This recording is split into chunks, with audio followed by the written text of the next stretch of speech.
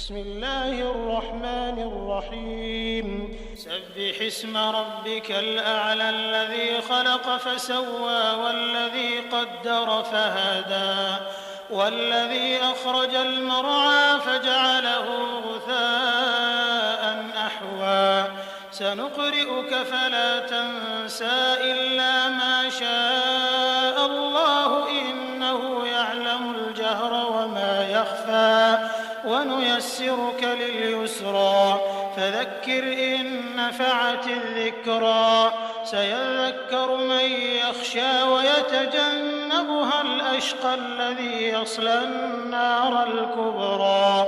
ثم لا يموت فيها ولا يحيا قد أفلح من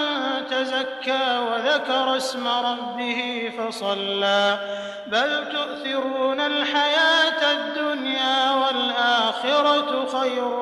وأبقى إن هذا لفي الصحف الأولى صحف إبراهيم وموسى